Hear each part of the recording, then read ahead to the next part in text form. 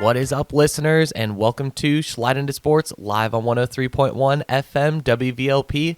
I'm your host, Ryan Schleier, or Schlide for the TikTok fam that's listening.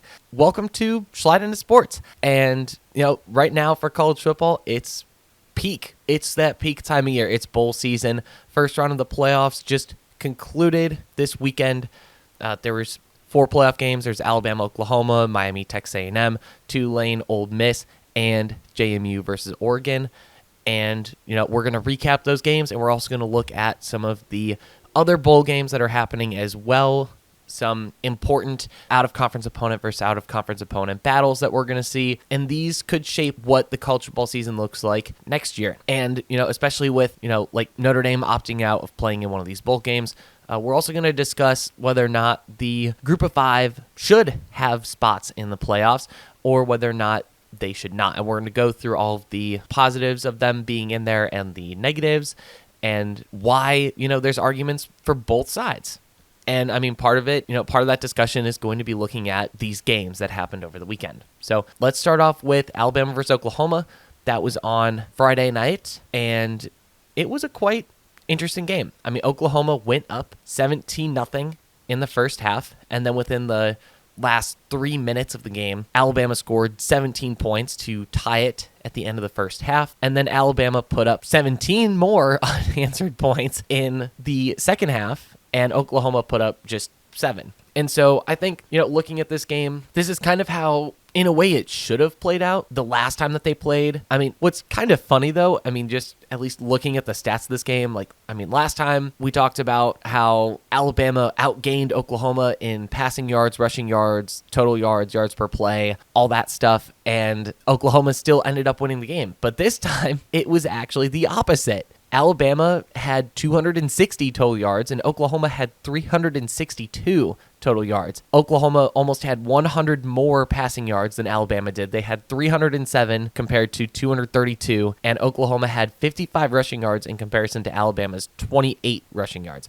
Even just looking at these stats alone, the score itself is kind of confusing because, you look at these stats and you'd probably think, oh, maybe each team put up 2 touchdowns. Maybe Oklahoma put up 3 or 4 touchdowns and Alabama put up 2 or 3. But it was the opposite. And that was in large part due to Oklahoma throwing a pick 6 in the middle of that game. And so, again, this is kind of why I said, this is the opposite of what happened the first time they played, was because the last time Alabama and Oklahoma played earlier this year, Alabama threw the pick 6 that ultimately gave Oklahoma the right amount of points to win the game. So, just really intriguing there.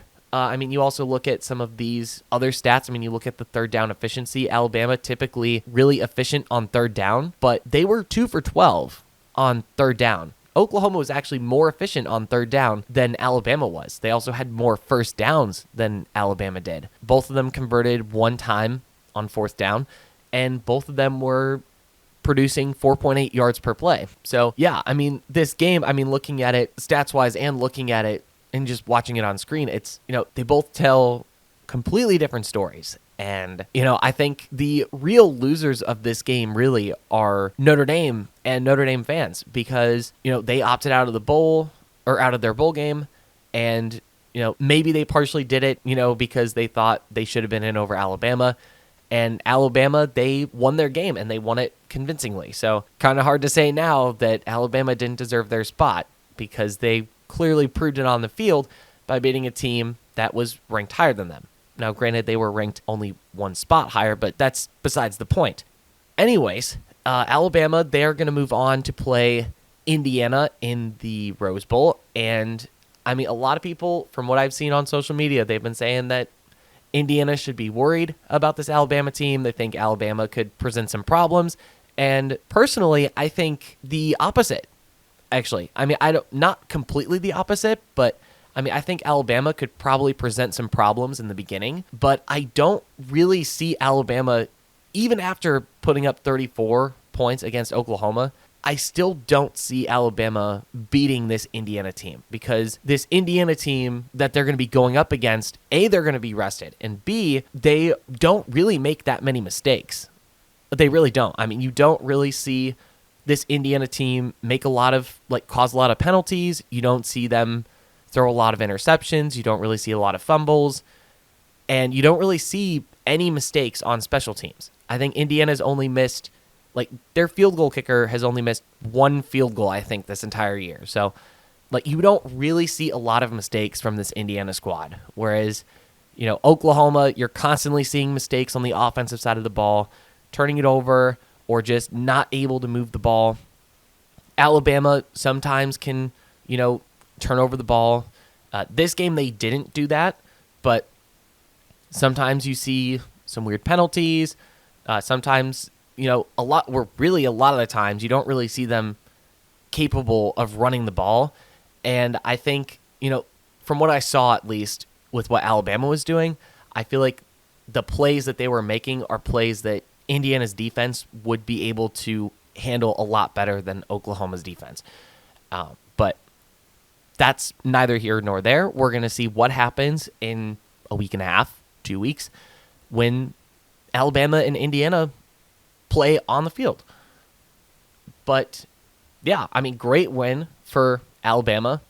And, it sucks for Notre Dame fans because, Alabama was one of the teams that they were like, they shouldn't be in. They don't deserve to be in the playoffs. How are they in the playoffs with -3 rushing yards against Georgia and only putting up 7 points against Georgia? But, they went to Oklahoma and were able to beat them. And Oklahoma, they had an amazing pass rush as well. And also with that win that Alabama had they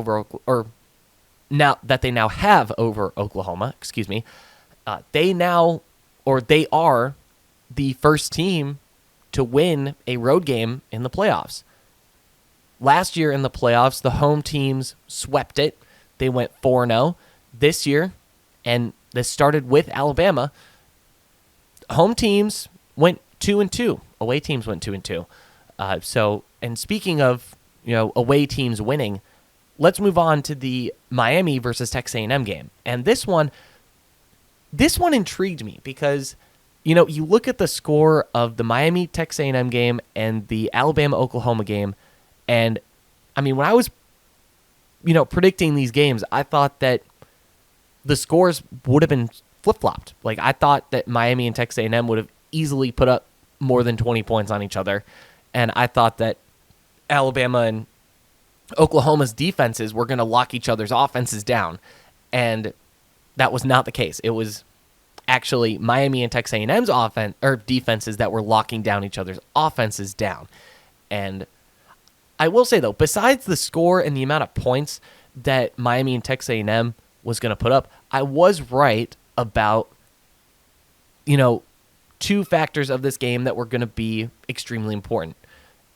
The first one being whether or not Miami's defensive line would be able to hold up against Texas A&M's offensive line. They did. And the second one being the second one being that the quarterback that makes the most mistakes their team is going to lose the game. And ultimately, Marcel Reed, he threw 2 interceptions, one of them, of course, being the game-sealing interception right at the end, and they lost. Texas A&M didn't even put up a single touchdown. They put up 3 points. Miami, they put up 10 points. Malachi Toney, he got the score after fumbling the ball earlier in the game. And, for me, just looking at it, I thought it was a great play call by them. I mean, Miami, they started running the ball really well, really, really well. I mean, they put up 175 rushing yards against Texas A&M, and that accounted for a healthy majority of the 278 total yards that Miami had in this game. And, they were able to account 5.7 yards per play. The receivers that Miami has, the way that they're able to incorporate them as running backs, or at least as rushers, is incredible. They're able to do a great job of that, and it makes their offense fairly unique to some of the other offenses that are in the playoff currently. This is also a game where I had said that Miami would beat Texas A&M, and they did. They became the second road team to win in the playoffs, and ultimately this is the biggest upset that we've seen so far, I think, in the entirety of the playoffs, because if I'm not mistaken, Texas A&M was favored in this game. But, I mean, Miami, they didn't play a perfect game this game either. Carson Beck, he threw accurately, but he only threw 20 times. And again, that's largely because of how successful the running game was for Miami. He did throw for the touchdown. I mean, technically the run by Malachi Toney was a throw. He pitched it to Malachi. So technically it was a throw. But the special teams from both of these teams, or the special teams performances from both of these teams, was pretty atrocious. And that was because of the wind. Like Miami, they took, I believe it was 4 field goals, and they only made 1 of those field goals. And they did that in the third quarter. Like it was a long time before either team scored. Neither team scored in the first half, and both teams had at least 1 missed field goal in the first half. It was pretty insane. When I was watching that first half, it didn't really seem like either team wanted to win, and neither team wanted to lose either. And when I say that, I'm more or less saying that the defenses were not letting anything slide. And you know what? Even though it was a low-scoring game, I kind of like watching these low-scoring games because it really comes down to the details when it comes to winning those types of games. It comes down to who has more grit, who has more fight, who has more heart, and ultimately Miami was the ones that had more fight and had more heart. I mean, just looking at some of these stats, it's actually really insane. I mean, Miami was 3 for 12 on third downs. They only converted 12 first downs, and they had 49 total plays. They did only allow 2 sacks. Both teams punted 5 times. But comparing the first downs, the third down efficiency, and the fourth down efficiency, and the total plays, and the sacks allowed to Texas A&M had 21 first downs. They were 8 for 18 on third down efficiency. They failed their 1 fourth down conversion attempt, and they had 75 total plays with 7 sacks allowed. That Miami defensive front, they were able to pressure Marcel Reed. And I mean, the fact that Texas A&M was able to hold on to the ball, or at least make as many plays as they did, and still not able to score, is amazing to me. It is truly amazing to me. They also only had 4 penalties for 15 yards. I mean, Texas A&M, they really, statistically, they should have done way better than what they did. But, Miami, they made more with what they had. And, they fought through, and they won that game.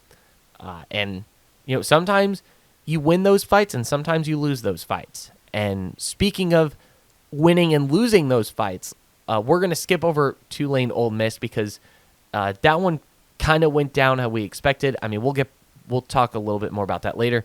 But moving on to James Madison versus Oregon in Eugene. And Oregon, they were up 34-6 by the end of the first half.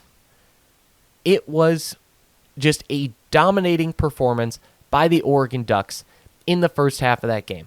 But James Madison, they did not want to give up.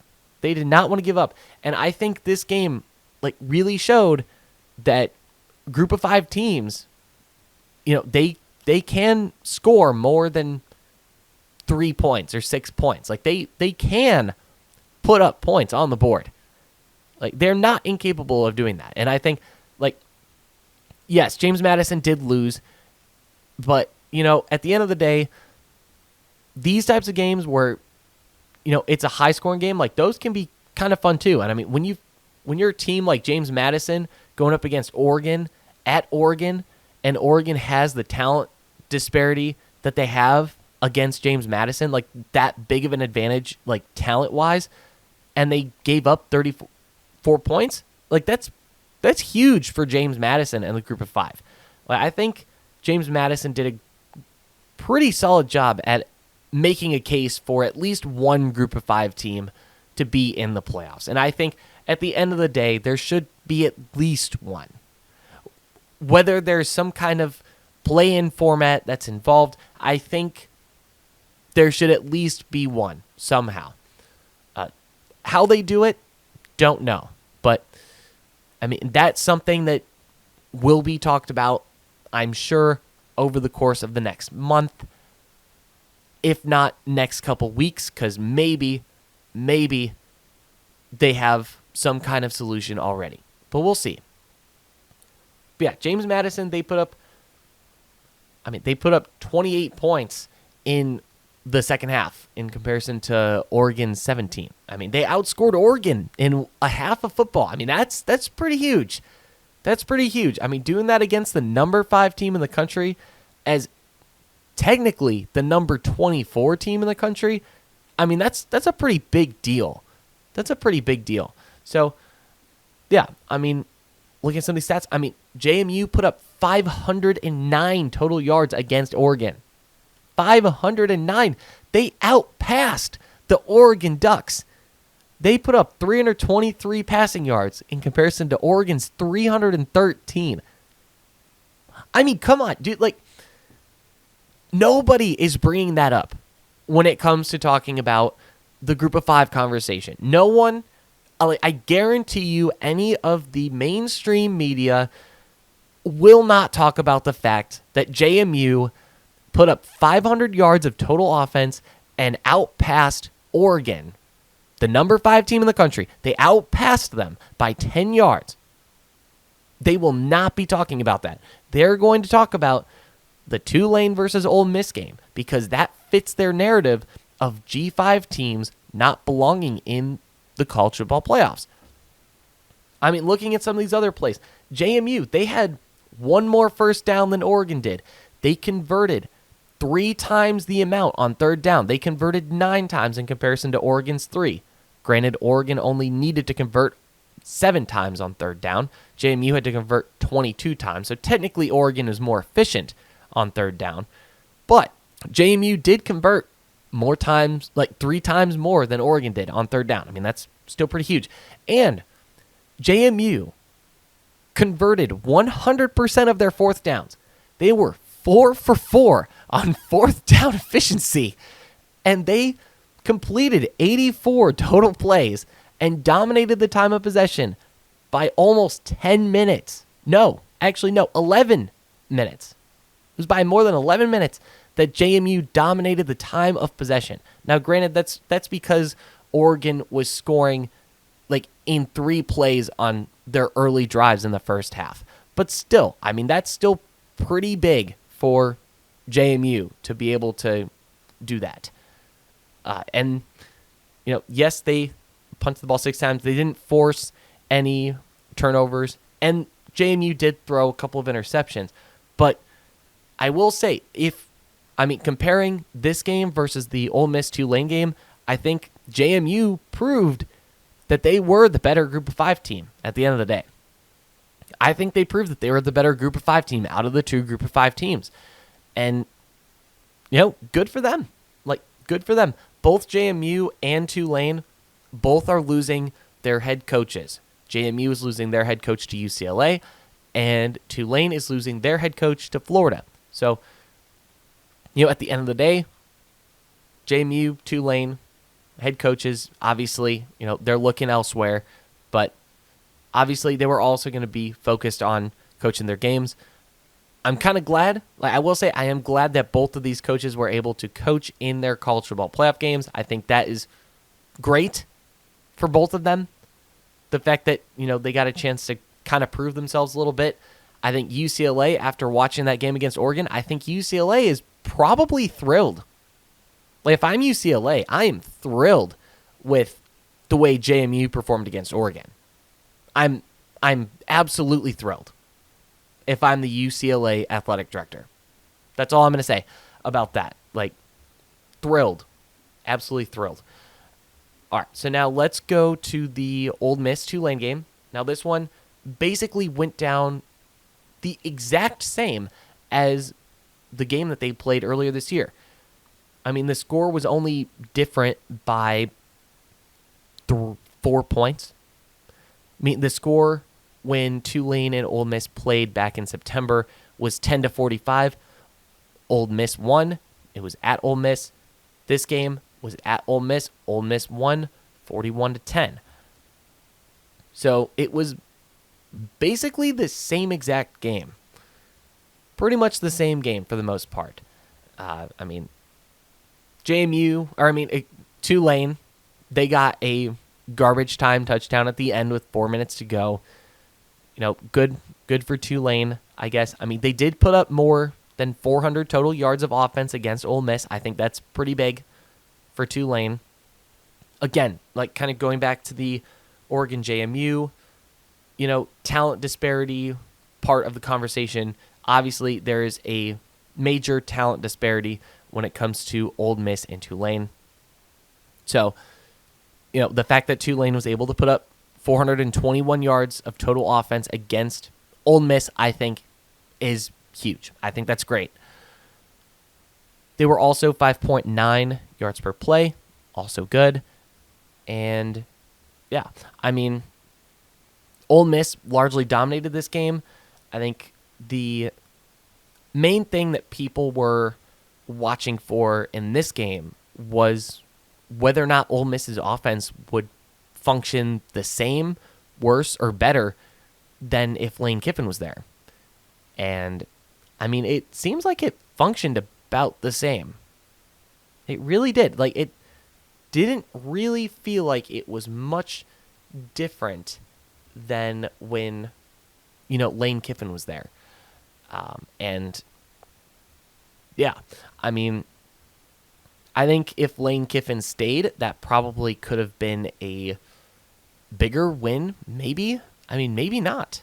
But I think, the thing that we're definitely going to be watching for, I think watching the Georgia Ole Miss game, I think will prove to be quite interesting. Because I think, from what I heard, Ole Miss's offensive coordinator, or one of their key offensive play callers, is calling for Ole Miss on the offensive side of the ball. Like, they still have people that were part of Lane Kiffin's regime at Ole Miss that stayed to coach in the playoffs, that did not go with Lane on the plane. The Ole Miss head coach, as soon as he got notified that he was hired, he went and begged and pleaded with as many of the offensive play callers as he could to keep them at Ole Miss. And he was able to get some key ones. Like, Matt Golding was able to get some key play callers to stay at Ole Miss. And, clearly it showed. It paid off. Like, his efforts clearly paid off. I mean, they won by basically the same amount. So I think their game against Georgia will prove to be quite interesting, to say the least. And yeah, so moving on now to the preview. We're going to preview some of these games. And it's not just going to be playoff games. It's also going to be, some of these other bowl games. And after we preview, so first what we're going to do, we're going to preview the next playoff games. Then we're going to preview the bowl games, like the non-playoff bowl games that, are going to be ones to keep an eye on. And then we're going to end the episode with the discussion of Group of 5 teams in the college football playoffs. But before we start previewing, some of these games, I have a message from our sponsor. This broadcast is brought to you by Authentic Impact. a Northwest Indiana executive coaching practice working with family businesses to ensure their legacy. When you started your business, you made a promise to do things differently, better than anyone else. Over time, as the business grows, that promise can get diluted or even lost. Penny Schleier at Authentic Impact helps family business owners reignite that promise, weaving it into team engagement, performance, and hiring so your passion becomes the heartbeat of your company again. Learn more at authentic-impact-coaching.com. Okay, so for the college football playoff preview, we're going to start off with the Cotton Bowl Classic, which is Miami versus Ohio State. So this one, I think a lot of people were thinking that it was going to be Texas A&M versus Ohio State. Ultimately, I thought it was going to be Miami versus Ohio State. Now, do I think that Texas A&M could have caused Ohio State more problems? Yes, I do think that Texas A&M probably would give Ohio State a little bit more of a difficult time than Miami. Now, that's more based on the strengths of the Texas A&M roster and the Miami roster, comparing the strengths. And I think Ohio State's defense would have a little bit of an easier time managing Miami's offense. I think they would. And Texas A&M's offense, I think is a little more explosive, and that's why they were able to get more plays off than Miami. Now, Miami has shown that they can be methodical with their plays. They can run the ball, they can throw the ball when they need to, but ultimately, I think Ohio State's defensive front is leagues above Texas A&M's defensive front, and I think ultimately, Ohio State's defensive line is going to give Miami's offensive line a lot of trouble. They're going to be pressuring them so much. And that's why when I made my initial playoff predictions last week, that I had Miami beating Texas A&M because I thought that Marcel Reed would make more mistakes, and I thought that Miami's defensive front would be able to hang with Texas A&M's offensive line. However, kind of going back to Ohio State and Texas A&M and comparing the two, I think Ohio State's offensive line is much stronger and better than Texas A&M's offensive line. I think it's leagues above. And, Ohio State has shown that they are one of the top teams in the country, and they are that for a reason, and they are built really well on the lines of scrimmage. Miami is as well. Despite being ranked 10th, they do have one great offensive line and one great defensive line. They do. But I just don't think that right now it's at the level that Ohio State's is at.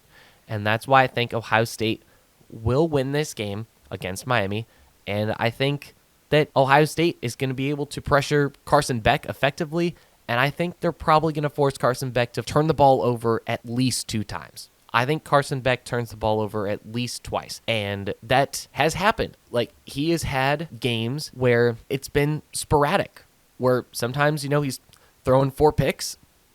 Sometimes he throws an amazing game like he did against Texas A&M. 14 for 20, that's pretty solid. So, yeah. I think, just looking at the odds for Miami, Ohio State, the spread is 9.5 points, and it is that for a reason. A lot of people, think the same. They think that Ohio State's built up more on line of scrimmage. I think Ohio State has a deeper roster, and I think ultimately that is what's going to get them across the finish line. So, yeah, for that, I have Ohio State beating Miami. And I don't think Miami will, just lay down and roll over and let Ohio State win. That would be stupid. I don't think that at all. I just think that Ohio State is just that much better than Miami right now. After what I saw in the game against Texas A&M, I thought that Texas A&M going into this game was also trending downward, and that's also, again, part of the reason why I picked Miami over Texas A&M, because Miami was starting to play better in November, and Texas A&M was starting to play worse in November.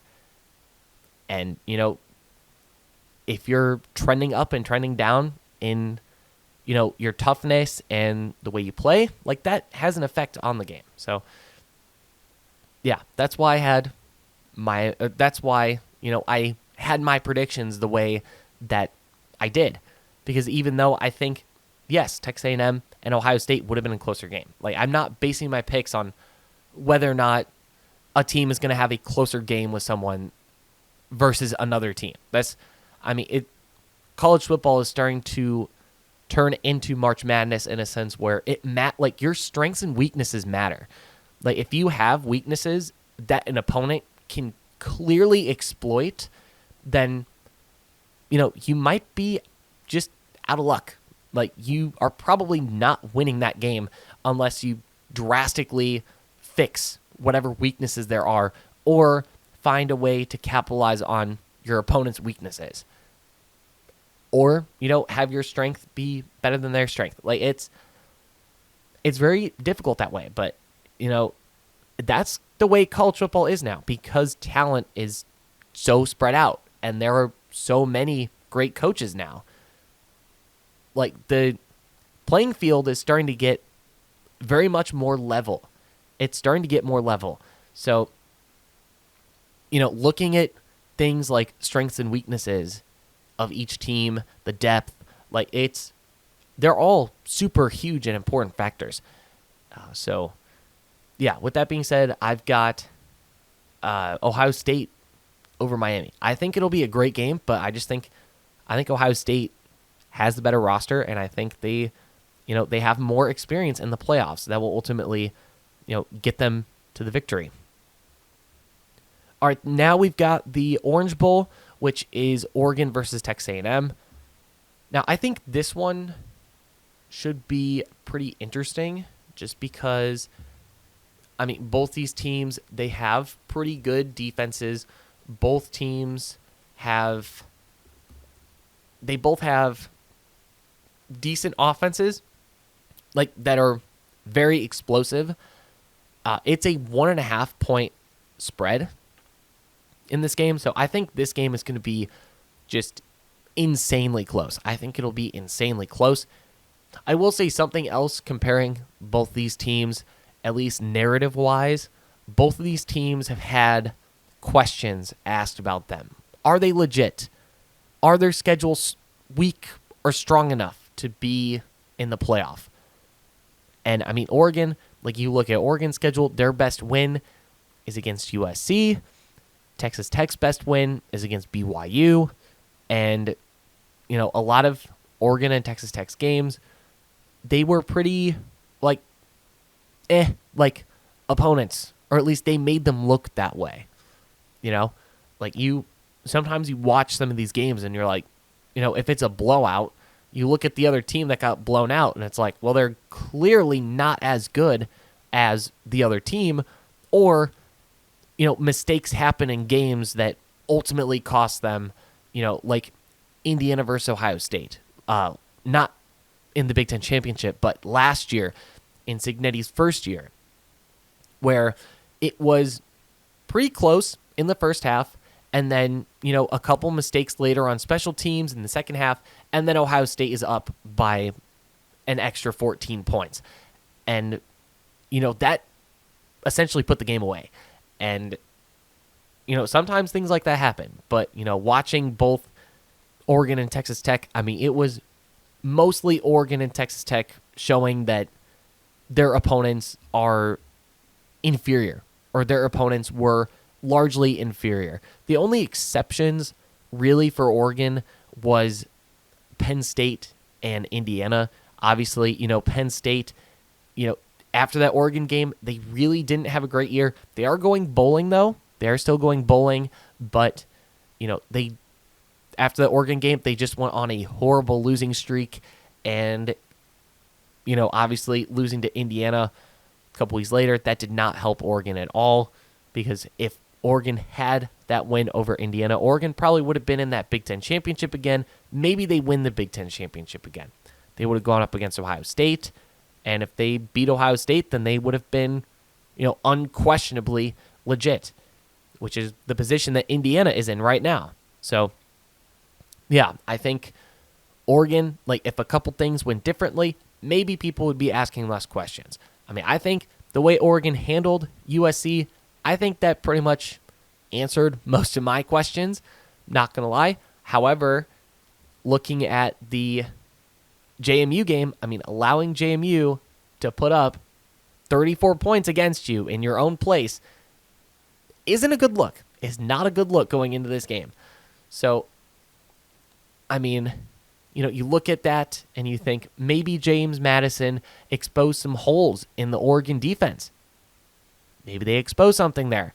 And Texas Tech, they're sitting at home.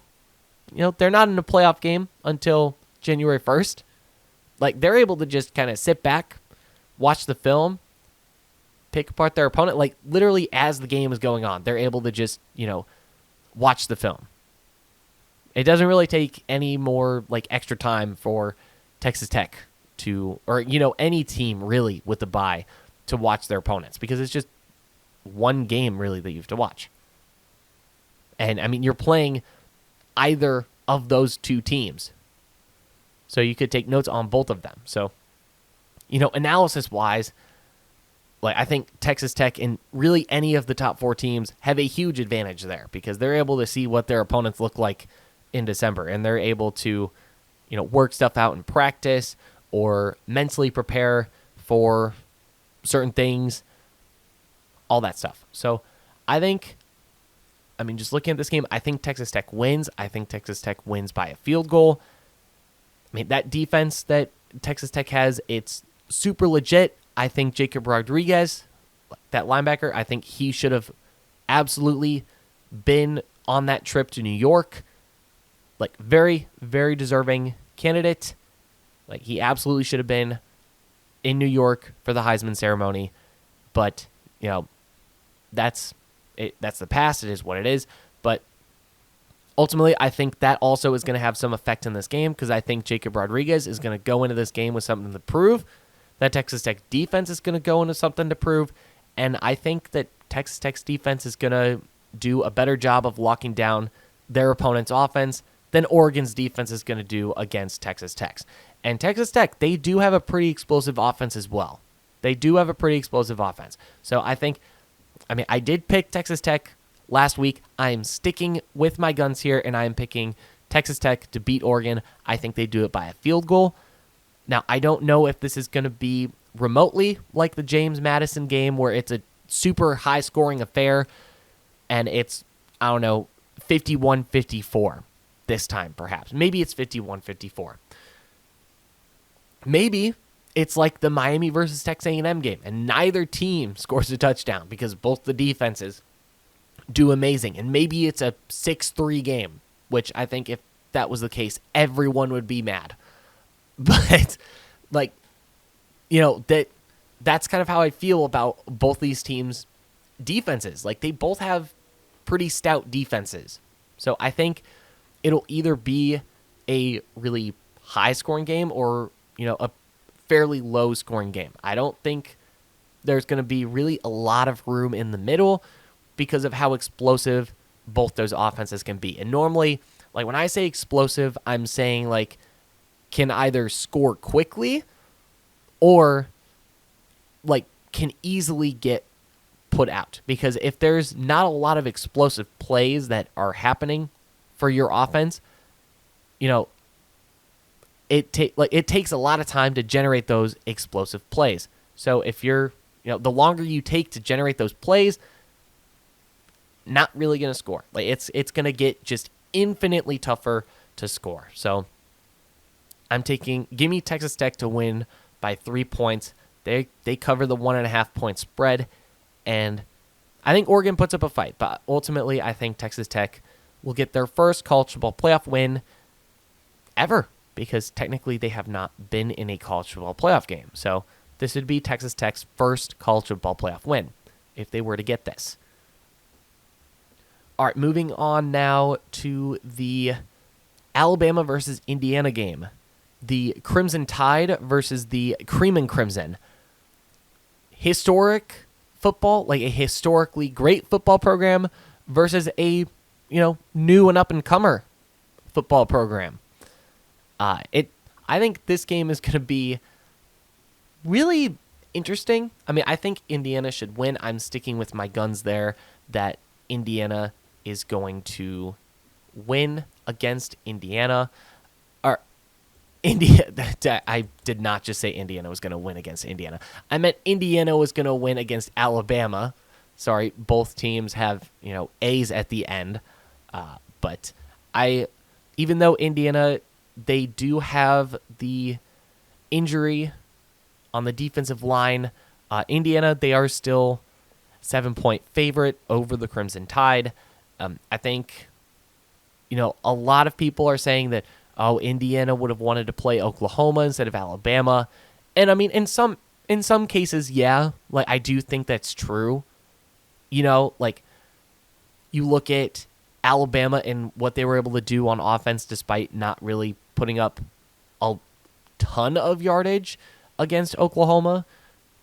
The way that the offensive line was able to handle Oklahoma's pass rush, I think that maybe could be scary for Indiana's defense, because if they're able to give Ty Simpson time in the pocket, he could make some throws. However, I think Indiana's secondary, their passing defense, is a lot better than Oklahoma's passing defense. And Alabama, I mean, they've had a lot of drops this year, and with D'Angelo Pons and him leading that secondary, if Alabama and those receivers don't have a tight grip on that ball, Indiana will capitalize on that, and there will be picks galore for the Hoosiers. So I think Indiana will win this game, and I think they do cover the 7-point spread. I think even though it'll be a close game in the first half, because, I mean, I think, Indiana will have not played in 3 weeks at that point. They will have not played in 3 weeks. Now, they will have Omar Cooper back as well, and I think Indiana will be a lot deeper now on the wide receiver position, which is good.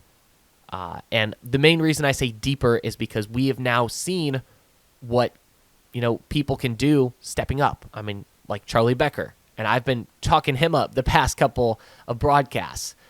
He has shown that he can step up, and he is great, and he is someone that, is a recruit. He was not a transfer portal guy. He was recruited.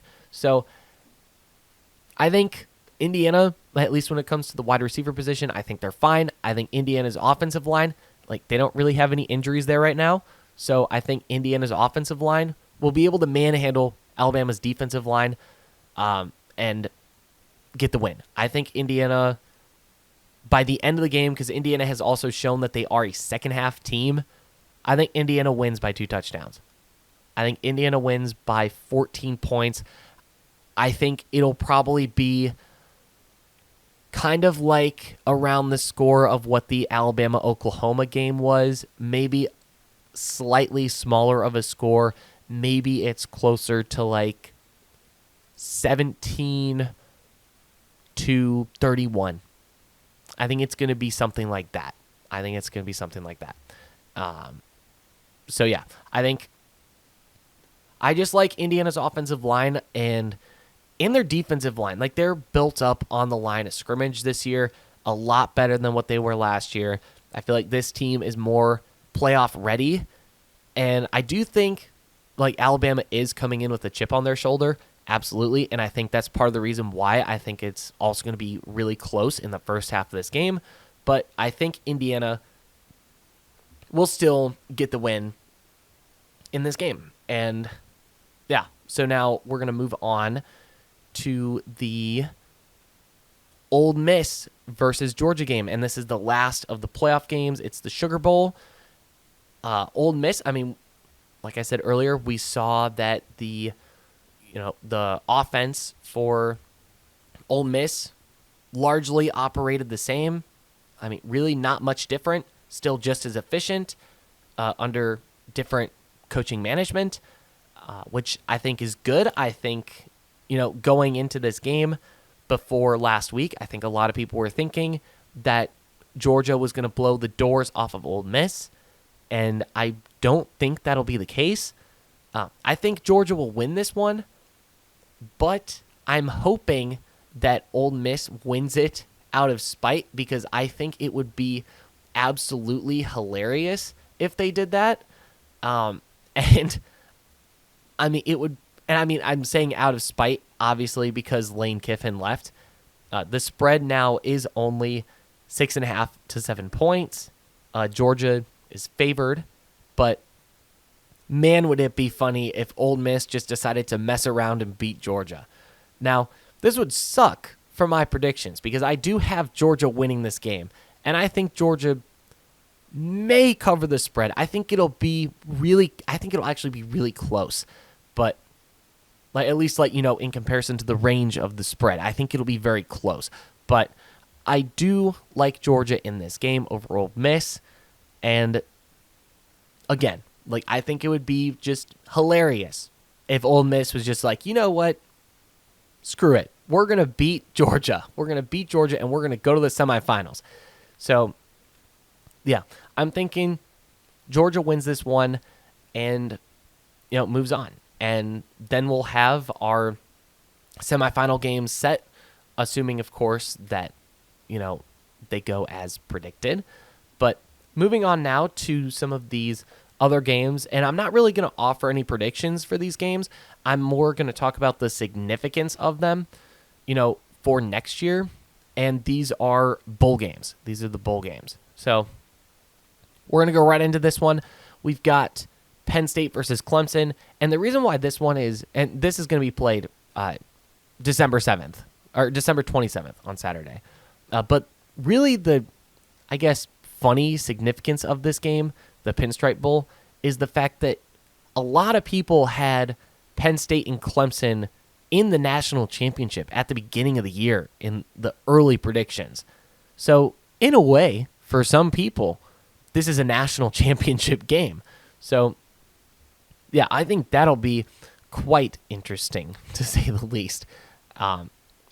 Moving on to the Pop-Tarts Bowl. Now, this one was this was the bowl game that Notre Dame opted out of.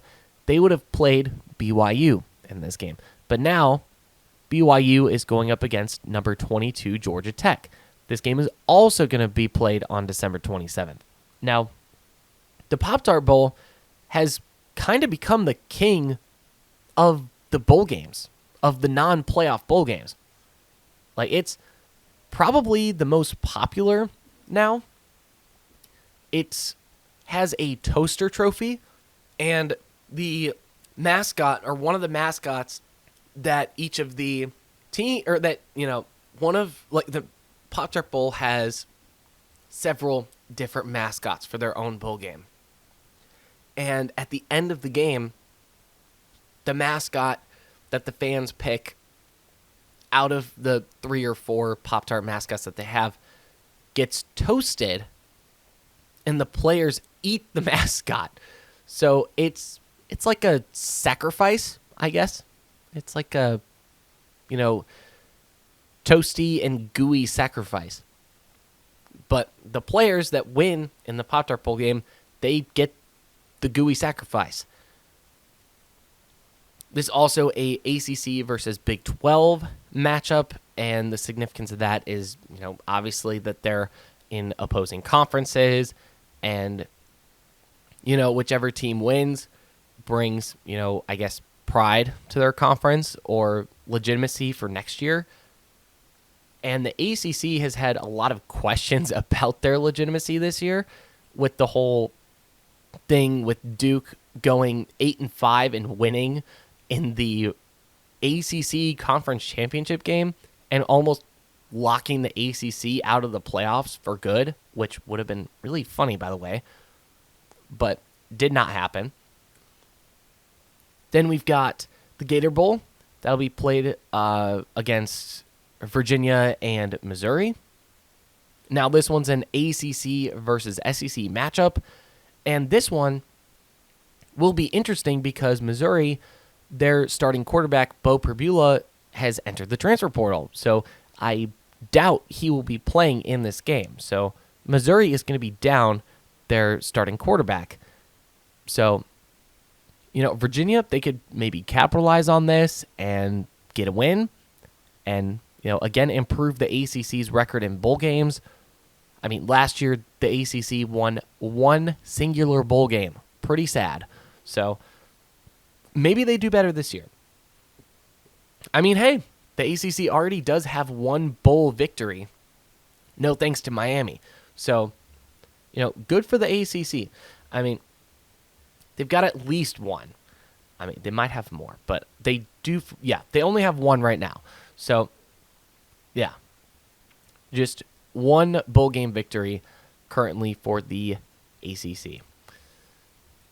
All right, now moving on to we already talked about Penn State Clemson. That's a Big Ten versus ACC matchup. We've got the LSU versus Houston game. Now, LSU-Houston, this is a Big 12 versus SEC. That's going to be the Texas Bowl. That's also going to be played December 27th. So I think, LSU is kind of on the downward trend, if you will. Or, I mean, they were, at least, until Lane Kiffin showed up. I don't know if Lane Kiffin is going to be coaching in this game. However, if he is coaching in this game, maybe they win. But the way that they've been so far this year, I doubt. I mean, LSU, I could see losing this Houston team. This Houston team has a little bit of spunk to them. And in the past couple years, and this might largely be due to the fact that they were coached by Brian Kelly, but LSU lost their past couple bowl games under Brian Kelly. So, yeah, we'll see if LSU is able to, show that they've gotten the Brian Kelly funk out of their system. But, yeah, we will see. Then we've got the Tennessee-Illinois game. This one is a big Big Ten versus SEC matchup. Both teams are orange. It's in the Music City Bowl. So Tennessee, I think, is going to have a little bit of a home field advantage in a sense because it's in the state of Tennessee. So I think that one will be interesting. Then you've got the Iowa versus Vanderbilt game. That's another Big Ten versus SEC game that's going to be huge. Diego Pavia, obviously, becoming a very controversial figure with comments that he made after the Heisman ceremony and, lying about his height. And we've also got another big one. This one's the Cheez-It Citrus Bowl. That one is Michigan versus Texas.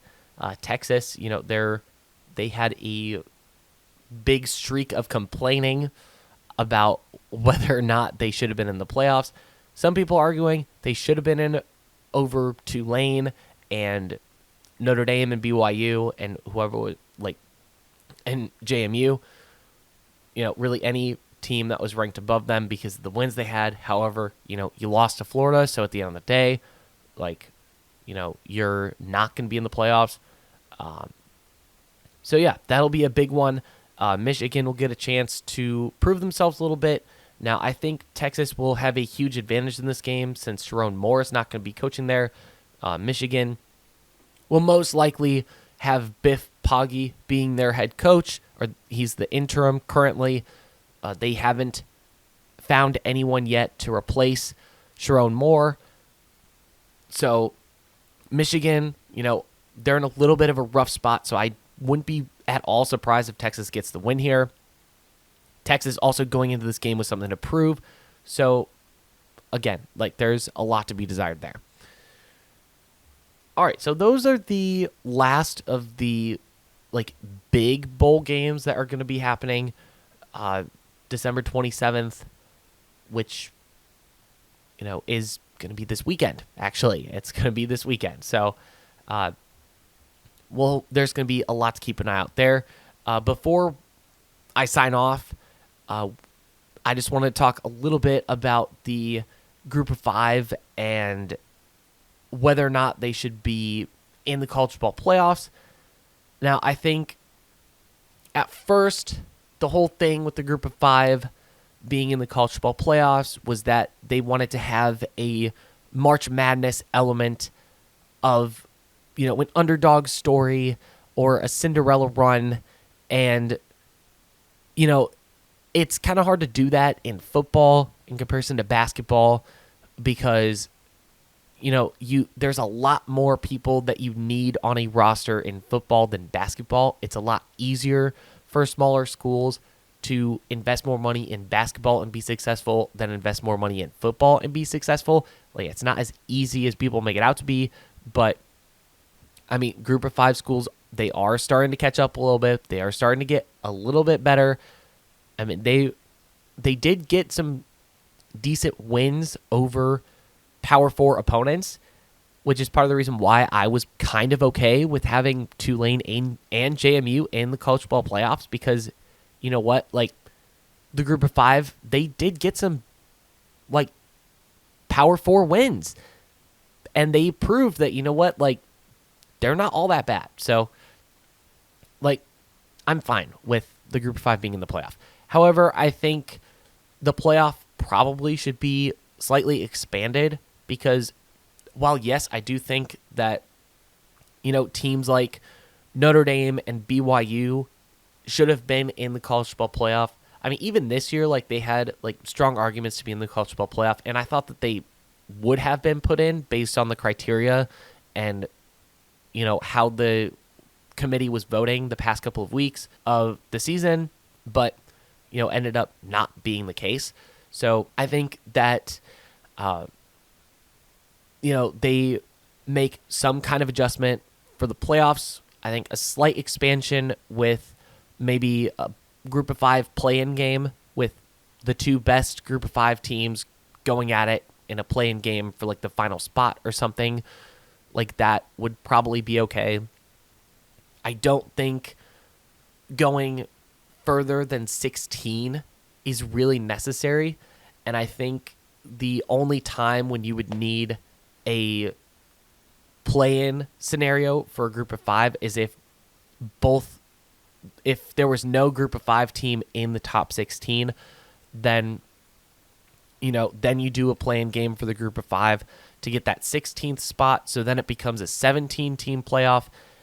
And I think the committee should have some contingencies for what they do for the playoffs, because clearly, it feels like every year that they have something laid out, there's always some craziness that happens that, forces it to, basically go off the rails before the playoff even starts. So I think that the committee, maybe they should have some kind of contingency next time. Maybe they should have some kind of play-in format, whether they keep the 12-team playoff or expand it to 16. Like, there should be some kind of contingency format to evaluate teams that are not playing in conference championship games, because it's not fair to have the conference championship games, teams like BYU to be punished for playing in a conference championship game when they performed about the same as Alabama did in their conference championship game. But that's neither here nor there. But again, I think the group of 5 should at least have one team in the college football playoff. I think there should at least be one group of 5 team. And you know what? Like, part of the reason that I'm thinking this as well is because it brings money to, the group of 5s as well. Like, a lot of people in the major media, they want the group of 5 out because that means one more automatic bid for the Big Ten and the SEC. And that means more money for the Big Ten and for the SEC for college football. And it's like, for a while, they've been so far ahead. So they're just being like super protective of staying ahead and the money. Like, they're afraid of other people catching up. That is the main thing. And that is the points that I'm going to end on today. So thank you for listening. If you want to see some other content that I also post on TikTok. It's Slide Into Sports. There's no underscores or anything. It's just Slide Into Sports. I'm also on Patreon, Spotify, Apple Podcasts, Amazon Music, and YouTube. Search up Slide Into Sports. It'll be a white logo with blue text and a person with a piece of paper in his hand with a lightning bolt going through him as the logo for the image. And yeah, with that, we'll see you next week. Merry Christmas. To those that don't celebrate Christmas, happy holidays, and slide out.